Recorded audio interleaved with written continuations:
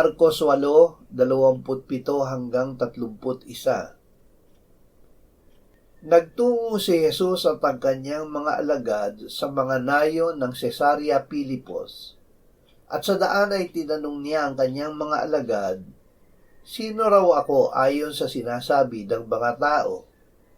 At sinabi nila sa kanya, "Si Juan na tagapagbautismo." At sabi ng iba, "Si Elias." At ng iba pa, isa sa mga propeta.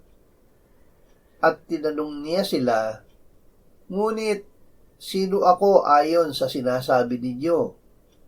Sumagot si Pedro at sinabi sa kanya, "Ikaw ang Kristo." Mahigpit na iniutos niya sa kanila na huwag nilang sasabihin kanino man ang tungkol sa kanya.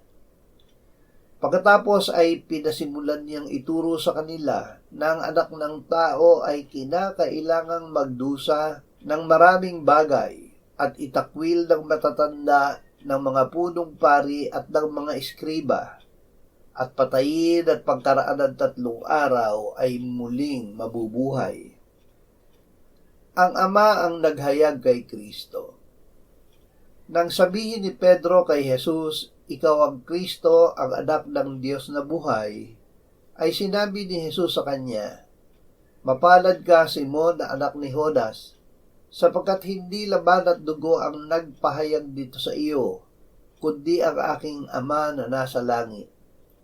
Matapos ito ay pinasimulan ni Jesus na ituro sa kanyang mga alagad na siya ay magdurusa sa kamay ng mga matatanda, mga punong pari at mga eskriba, papatayin at pagkaraan ng 3 araw ay muling mabubuhay.